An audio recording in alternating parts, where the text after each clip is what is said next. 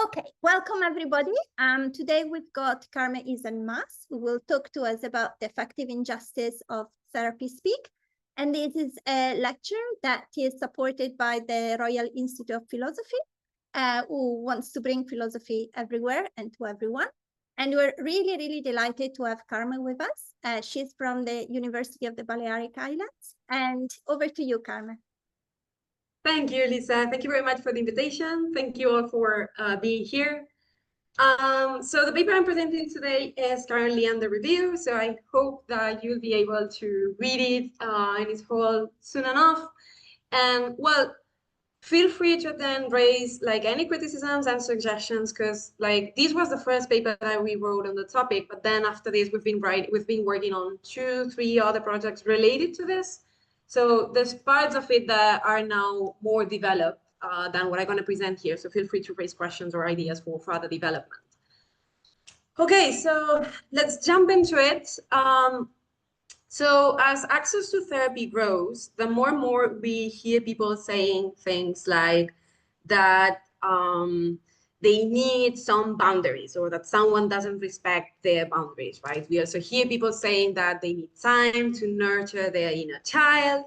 And we hear people saying that someone has gaslit someone else, right? Other sort of expressions that we normally hear, that someone is so OCD or that someone is very toxic. So this new linguistic trend is quickly becoming widespread, and it has caught the attention of the public discourse so far, where it has been called therapy speak. The sort of discourse, or like the debate over therapy speak, took off when the clinical psychologist Arianna Brandolini posted these TikTok videos for how to break up with a friend. So the reason why she was sharing the videos was because she was saying that, well, we have lots of templates, we have lots of scripts about how to break up with a romantic partner, but we don't really know how to do that in the case of friends. So her contribution to these sort of social scripts was posting these videos. But in these videos, she was using expressions such as, I've treasured our season of friendship, but we're moving in different directions in life. Or I get that it might be hard to understand, but I've been reevaluating many areas of my life recently, including my ability to be a good friend to you. So, of course, this kind of artificial and authentic way of speaking was amply parodied on social media, where it was also called a sort of hidden selfishness, right? Like, what people were saying was, well, when you're using this sort of speech, and particularly in Arianna Brandolini's video, what you're doing is just to hide that you don't want to be someone's friend anymore, that you don't want to take care of them. So at the end, it's just selfish. It's just selfishness hidden as sort of like mental health care. So as surprising as it might sound, despite that, like, well, when we started working on this, there were like 3-4 open op-eds about the phenomenon and some TikTok videos. Now, the last time I had to look for pictures for prepare a presentation, there were like 30. So it's a phenomenon that is really, really talked about on the public discourse. But surprisingly enough, it has not been still analyzed in more academic settings. And this is what we aimed to in this very first paper. As I said, there's all the papers that we're working on now, but in this paper, we just wanted to analyze the phenomenon, see what was distinctive about it, and see why it might be that it might be causing harm, right? So our claim in this paper is that therapy speak can be weaponized to promote and perpetuate epistemic and affective forms of injustice. And the explanation for this, we're going to see this in more detail during the talk, but the explanation for this is that it exploits the epistemic power of medical evidence, it conflates descriptive and normative terms, and it uses the linguistic strategy of deniability. All of this works in order to impose a very specific way to manage emotion, especially in challenging and unjust situations. Again, we'll see this step by step now in the talk. But what we argue is that the consequences of this, like of these 3 mechanisms at play, is that therapy speak manifests at least 3 forms of affective injustice. a failure to acknowledge others' emotional expressions, putting unjust demands for emotional regulation, and finally imposing a set of affective norms. So the roadmap that I'm going to follow for this talk is first, let's see what's therapy speak, why is it different from other linguistic strategies. Then we're going to see, I'm going to highlight some of its concerns. I'm going to divide this on epistemic and ethical concerns. And then, then we'll see how therapy speak is weaponized, like how is it that it causes all these harms. And here is where I'll explain you these three mechanisms that I've mentioned. And finally, we'll talk about how therapy speak causes affective injustice. So let's start by the first part. What is therapy speak? This took a long time to define, but we're kind of proud now with the definition. It's the imprecise and superficial use of psychotherapy language, often by privileged people who do not really care about mental health in everyday communication. So there's lots of bits here to discuss, and notice that therapy speak is not just an imprecise and superficial use of therapy speak. The point here is that it's normally used by privileged people when they do not care for mental health. So we're going to see that when people use therapy speak, a distinctive feature is that the concern there is not really about mental health, it's something else. Normally, it's about perpetuating differences of power. So yeah, this is going to be a key landmark. So to make it clear, I think things are always clear with examples. So let me give you these two cases that we use as the main cases of therapy speak to just illustrate the phenomenon. The first case comes from celebrity culture and is that of the leaked messages between Jonah Hill and Sarah Brady. So these two used to be a couple, they are not anymore. And at some point, Sarah Brady leaked the messages that Jonah Hill was sending to her. And in these messages, he was asking things such as for her to refrain from surfing with men, no posting pictures of herself in a bathing suit, not modeling. So, and the important thing here is that he was putting all these demands on her under the pretext that these are my boundaries for a romantic partnership. So as we can see here, the word boundaries, which is a sort of word that it's very used in therapy, is used here in order to hide misogynistic demands under the pretext that it's something only to preserve mental health. The other key example is the phenomenon of sidewashing. And for this, imagine that you work in a very hostile work environment, you really overwork, you're stressing a lot, and you go to your abusive boss and you tell them how you're feeling and that this whole situation is making you feel very anxious and very stressed. And the response that you get is that you have poor time management skills. Do not worry, we'll deal with it. And next week, we're going to have this training on how to deal with time pressure, right? So what's going on here is that under the guise of concern for the mental health or of the workers in the office, what the abusive boss is doing is just to perpetuate some very exploitive and very harmful conditions, right? So he's using here the word time management skills, which sounds very therapy sort of thing. And he uses this in order to impose a demand, an abusive demand on an already overworked worker. Right, as you can see here, well, not really here, but as you see, therapy speak can be used either with or without clinical terms. So in the case of Jonah Hill, he's using the word boundaries. Boundaries is not really a psychiatric term, but it is a therapy term. It's a sort of term that we would have expected to hear in the therapy room. But therapy speak can also include clinical terms, like when we say that someone is so OCD or that someone has, I don't know, pure attachment styles, right? So it can be used with both, with or without clinical terms. Now, which concerns does these raise? And we have spotted a few, well, and before that. So before spotting the epistemic and ethical concerns, first, a cautionary note. there might be some advantages of this use of therapy language in everyday talk. The first one is that it might help resist epistemic injustice.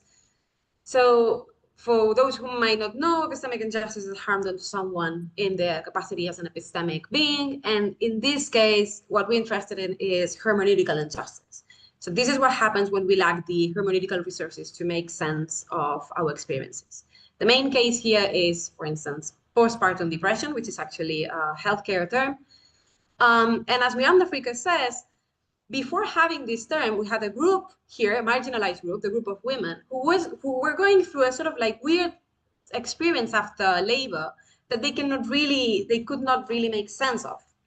The moment that this group gets the word postpartum depression, suddenly they gain hermeneutical power, and at that point they can understand and share their experiences. So the same happens with therapy speak. The moment that words such as OCD, attachment styles are in the street, people can make sense of their experiences. So this is an advantage of therapy speak.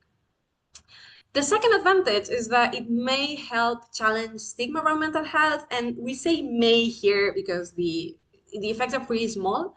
But first, the fact that people are using words such as depression or OCD in the street means that people are getting mental health literacy about them. They understand these terms. So that means that they can look for ways to deal with those.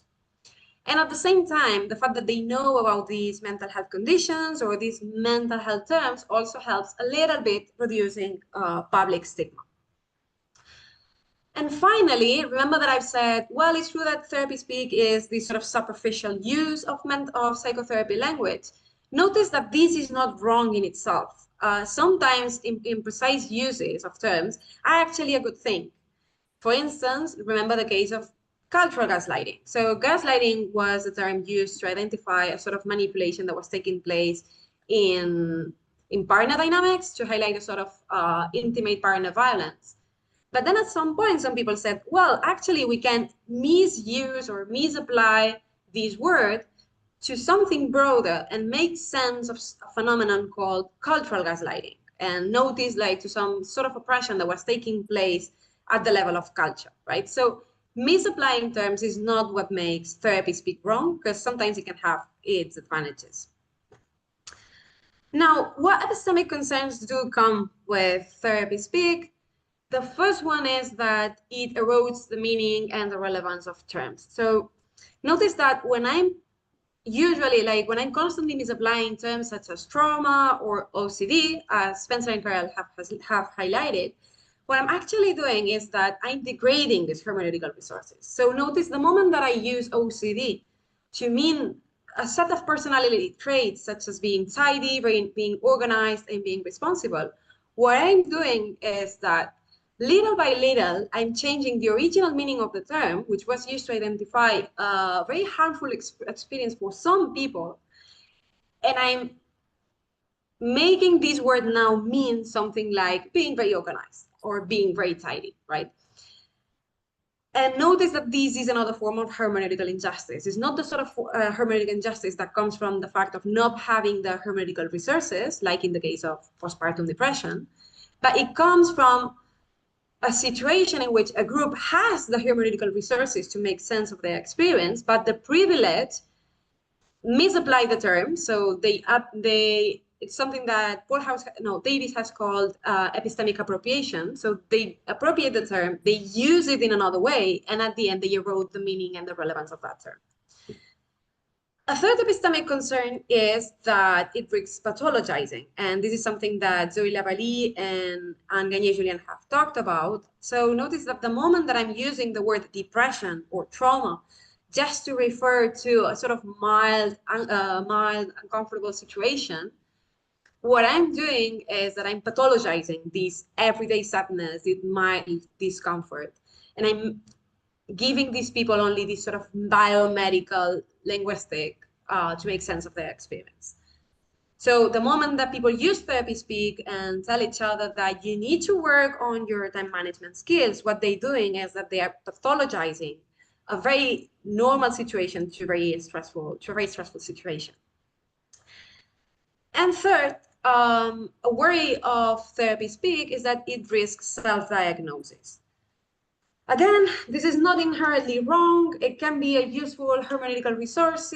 I mean, it can work as a useful hermeneutical resource for some people, but there are these three worries that come with self-diagnosis. The first is that people might, because therapy speak is a way of superficially using the psychotherapy language, it risks putting people into inappropriate self-treatment. So maybe I self-diagnose myself as OCD and I start doing things to help myself that don't really help myself. Second, it risks essentialism, and this is something that Safe Taking has noted, that the moment that we diagnose each other, a risk that comes with it is that we understand our condition as something that cannot be changed, that is beyond our control. So the moment I'm saying that someone is acting in such a way because they are OCD, what I'm sort of doing is that imposing a narrative on them that they cannot really challenge and a way to behave that they cannot really change. And thirdly, I think that this is one of the most concerning ones. Lucy Foulkes and Andrews have spotted a worry with this sort of everyday use of therapy.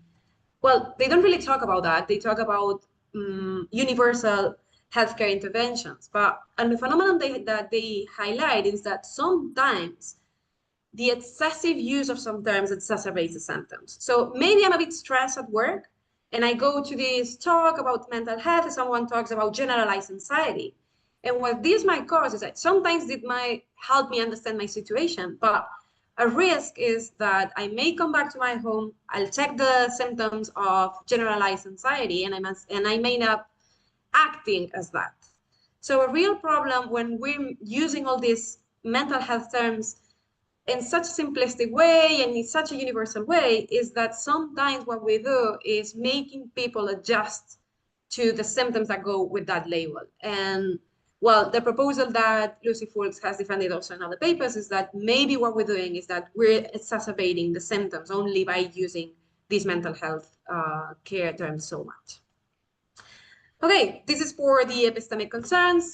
As for the ethical concerns, a first one is that it might perpetrate testimonial injustice. So notice this one is a bit more complicated, but notice that the moment I'm saying to someone that you just need to work on your time management skills, what I'm doing there is actually to sort of like give them less credit. What I'm trying to do is to associate them with a group, which is the group that needs therapy, the group that needs some sort of mental health care intervention, to justify my giving less credit to them. So of course this works assuming prejudice against people with psychiatric diagnosis, but in the end, when I'm using therapy speak, I'm assuming that this sort of testimonial injustice is justified. So the use of therapy speak risks perpetrating this view that those with psychiatric problems or mental health care struggles do not deserve credibility. Secondly, another problem of therapy speak is that it might work for responsibility evasion. This is very clear in the case of Jonah Hill, like when he's saying, these are just my proper boundaries for a proper romantic relationship. What he's doing is saying, I'm not the one who needs to do anything. You're the one who needs to work on yourself. Same for the abusive boss. There's nothing to change here in our work environment. It is you who need to work on your time management skills. Third, it might also work as a status signal. And it was funny enough because we could only find these were in the op-eds. Like lots of people were mentioning that people that more and more are using these sort of therapy speaking, for instance, like dating apps, like saying, I've gone through therapy as something that's positive and that's something that signals their status, both as wealthy and as literate on mental health care. And finally, it risks, of course, treating others from the subjective stance. So using Strawson's framework here, when we use therapy speak, we're addressing others as things that need to be dealt with. We're not addressing them as responsible agents, but we're addressing them as people that need intervention, people that need to be educated. So we're not really addressing them from the moral standpoint. Okay, so these are some of the concerns that we have with therapy speak, but how does therapy speak work? So how is it that therapy speak gives rise to these worries? And we have proposed here that Therapy Speak uses at least 3 mechanisms, the ones I mentioned before. So the first mechanism is that Therapy Speak exploits the epistemic power of medical evidence. And let me disentangle this a little bit. We first need to depart from the thesis that mental health care providers have epistemic power. And notice that we're using epistemic power, we're not using epistemic authority, because one of the sources of mental health care providers having epistemic power, which means that they can change what people think, and one of the sources of their epistemic power is that they have epistemic authority. They know about mental health care, so of course they can influence our thoughts on mental health. But also they have epistemic power because of their institutionalized position. Like because they have power, they can make decisions about our life. They have also this sort of epistemic power that comes not from their expertise, but from the position that they hold.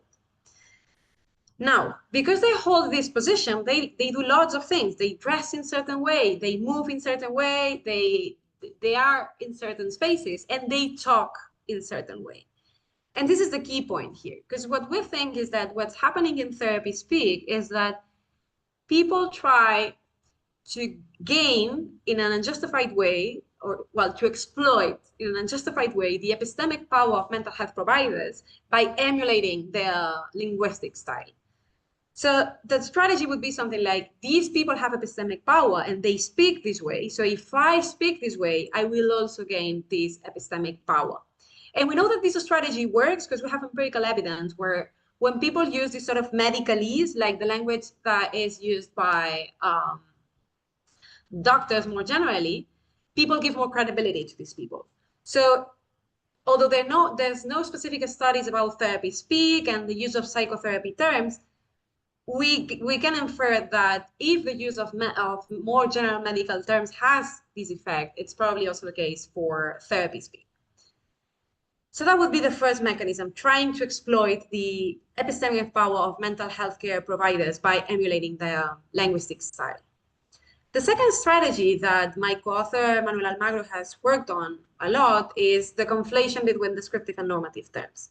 Notice here that Jonah Hill, he's not saying like, I think that you should work on blah, blah. He says, these are the proper boundaries for a healthy romantic relationship. Same with the abusive boss. He says, you have poor time management skills. So what's going on here? That these people, when they are using Therapy Speak, they're using what they seem to be descriptive terms, but what's going on really is that they are using these descriptive terms to hide normative terms.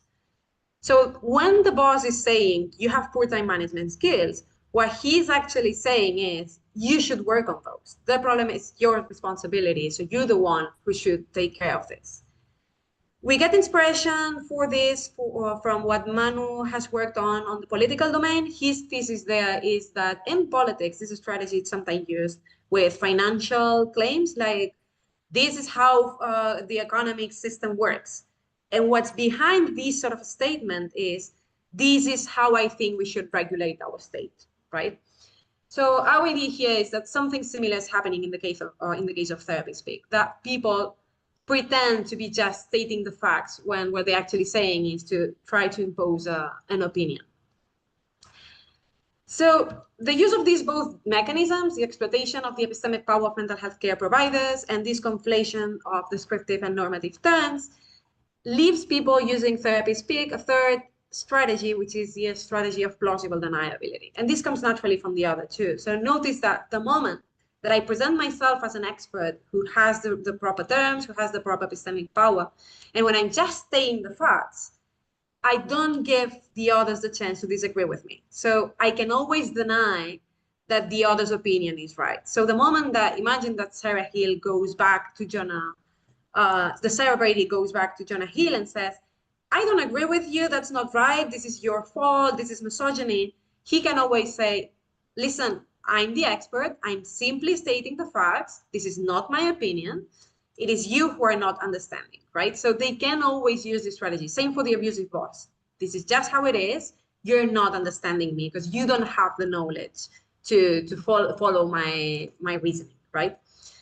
So these are the three mechanisms that we think they're at stake in both the cases that we have highlighted. I've been using them as examples, but notice how both Jonah Hill and the abusive boss are trying to emulating this sort of linguistic style in order to exploit the epistemic power that normally comes with it.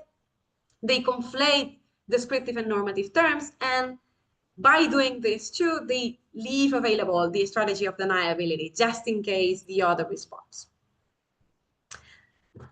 Okay, so the last bit is seeing how this might give rise to affective injustice. So affective injustice has been coined simultaneously by two different authors, Shaila Whitney and Amia Srinivasan, but they mean very different things. So in the case of Whitney, she's more in the phenomenological side, and where her main case is the case of a woman expressing her anger and people just dismissing them. According to her, what happens is that in these cases, emotion cannot do the work that they are supposed to do. So they cannot be shared. So by failing to give uptake to this sort of anger, we're harming people because all this sort of energy gets stuck in the person. It cannot get liberated. It cannot resonate with the other. And this is harmful. And Whitney calls this an affective injustice. In the case of Srinivasan, her case is slightly different, and she talks about Black people complaining about the racism that they suffer and being encountered with the response, hey, your anger is totally fitting, it's totally justified, but it's counterproductive, so you should suppress it. How Srinivasan sees the case is that what's going on here is that there's a second level of injustice going on. So first, the person is suffering racism, but then when they try to resist this oppression and when they try to express their feelings with it, they encounter a second injustice that has to do with emotions. And is that they are posed in what she calls a psychological and a normative conflict. So this person, when they are told like, yes, your anger is justified, but it's counterproductive, so you should suppress it. This person faces a conflict where they need to choose between expressing anger or suppressing it. This is the psychological conflict, but also normative conflict where they need to choose between the fitting emotion, which is expressing anger, or the so-called productive emotion or appropriate emotion, which would be suppressing the anger. So of course, from the moment that these two authors mentioned affective injustice, there's been further developments and people have identified different forms of affective injustice. What we're claiming here is that in the case of therapy speak, we can identify at very least three forms of affective injustice. The first one is the one that Whitney coins, the one that I've mentioned now, that Gallegos has recoined as affect-related testimonial injustice. So this is very similar to the debate on epistemic injustice, where in the case of epistemic injustice, we talk about testimonial injustice as lack of credibility due to identity prejudices. Here, the same is going on, but in the domain of emotions. So an affect-related testimonial injustice is what happens when a person or group is unfairly treated in a way that affects how others perceive their feelings and emotional responses. The same would be when women's anger or intense fear are encountered with the expression, this is just hysterics. What's going on here is that the emotions of a group are dismissed because of identity prejudices. Another form of affective injustice that we think therapy speak gave rise to is what the form of what Srinivasan has mentioned as affective injustice, which then Alfred Archer and Georgie Mills have rephrased as an unfair demand made of the oppressed to regulate their emotions.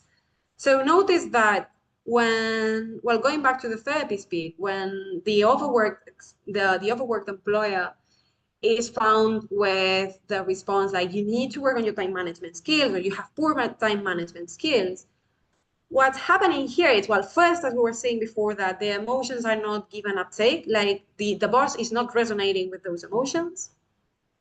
But also what's happening here is that they are put in a place where they need to choose which emotions they're gonna show. Either they're gonna express their tiredness or they're gonna adhere to what the boss is expecting from them. So that means not expressing this feeling of being overwhelmed. And finally, we think that another form of injustice, of affective injustice that's happening here is that it causes what Alfred Archer and Ben Mason have called emotional imperialism.